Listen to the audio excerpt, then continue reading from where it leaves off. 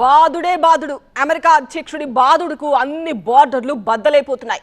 గతంలో జుట్టు మీద పెరిగిన గడ్డం మీద కూడా పన్ను వేసి చరిత్రకెక్కిన నియంత్రణను చూశాం. మోడర్న్ ఎరాలో కూడా సుంకాల జాతర కొనసాగిస్తూ ముఖ్యంగా నాన్ అమెరికన్స్ మీద పగబట్టిన డొనాల్డ్ ట్రంప్ లేటెస్ట్ గా మరో రకం కొత్త పన్నును ప్రవేశపెట్టబోతున్నారు. దానికి మోస్ట్ ఎఫెక్టెడ్ పీపుల్ ఎవరంటే మనోళ్లే. ట్రంప్ సమర్పించు కొత్త పన్నాగం పేరు the one big beautiful bill. ప్రతి డాలర్ బదిలీపై 5% బాదుడు. మన డబ్బు మనకు పంపిన పన్ను కంపల్సరీ. ఎన్ఆర్ఐల జేబుకు భారీ సైజు కన్నం. ఏటా 154 కోట్ల రూపాయల అదనపు భారం. అమెరికా అధ్యక్షుడి పైసా వసూలు పైత్యం పరాకాష్ఠకు చేరింది. దిగుమతి సుంకాల పేరుతో 150కి పైగా దేశాలకు చుక్కలు చూపించిన ట్రంప్ ఇప్పుడు కొత్త రకం బాదుడుకు తెరతీశారు. అమెరికాలో ఉండే భారతీయులకు బిగ్ షాక్ ఇవ్వబోతున్నారు president Trump. The one big beautiful bill అనే అందమైన పేరుతో రిపబ్లిక్ పార్టీ కొత్త పన్ను చట్టాన్ని తీసుకురాబోతోంది. ఇదే జరిగితే అమెరికాలోని లక్షలాది మంది భారతీయుల జేబులకు చిల్లు పడ్డట్టే.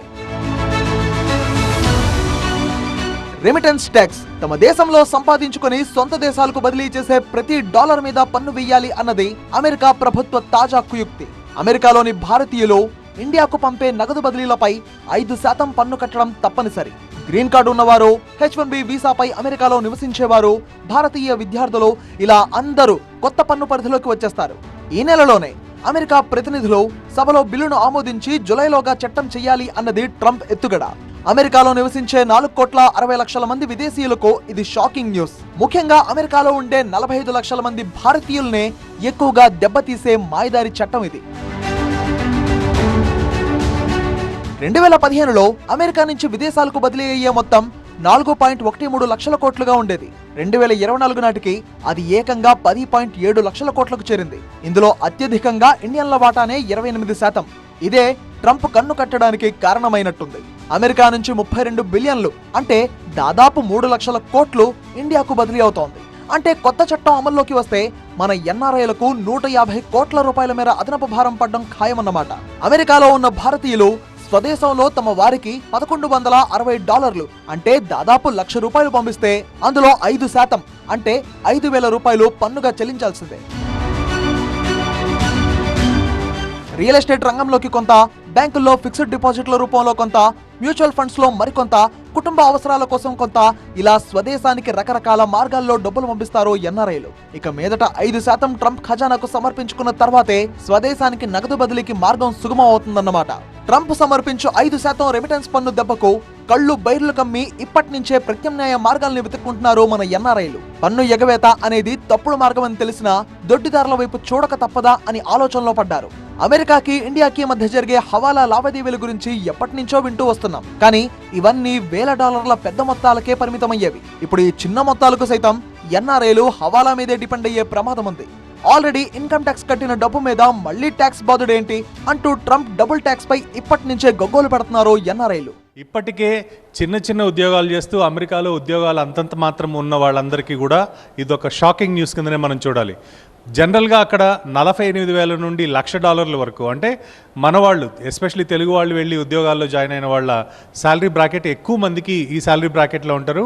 అదే ఫ్యామిలీ పరంగా అయితే దాదాపు 96,000 నుండి $2,00,000 వరకు. వీళ్ళు ప్రస్తుతం 22% వరకు కూడా అక్కడ ఇన్కమ్ ట్యాక్స్ కట్టుతున్న పరిస్థితి.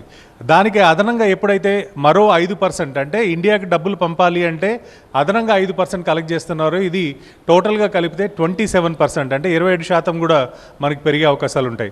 దీనివల్ల అంటే ఆల్రెడీ కష్టపడి ఒకసారి ట్యాక్స్ కట్టిన డబ్బుకే మళ్ళీ ట్యాక్స్ కట్టడం ఎంతవరకు న్యాయం అనేది కూడా అందరూ విస్తుపోయే పరిస్థితి. ప్రపంచ దేశాల నుంచి ఇండియాకు నగదు బదిలీ జరిగే రాష్ట్రాల్లో 20.5%తో మహారాష్ట్ర, 19.7%తో కేరళ పై వరుసలో ఉన్నాయి. ఆ తర్వాత ప్లేసుల్లో తమిళనాడు, కర్ణాటక, తెలంగాణ పరిమితమయ్యాయి. ఎందుకంటే మహారాష్ట్ర, కేరళ రాష్ట్రాల నుంచి లేబర్ వర్క్స్ కోసం అరబ్ కంట్రీస్ కే అత్యధిక మంది వలస వెళ్తారు. వీళ్ల సంపాదన అంతంత మాత్రమే. కానీ స్కిల్ఫుల్ వైట్ కాలర్ జాబ్స్ కోసం ఎక్కువగా అమెరికాకు వెళ్లేది మనోళ్లే కనుక అమెరికా నుంచి ఇండియాకు బదిలీ అయ్యే నగదు లెక్కల్లో మాత్రం తెలుగు రాష్ట్రాలదే ఫస్ట్ ప్లేస్. అటు నుంచి ఇటు వచ్చే డబ్బు సంగతి సరే, మరి ఇండియా నుంచి అమెరికాకు వెళ్లే మారక ద్రవ్యం లెక్కలేంటి?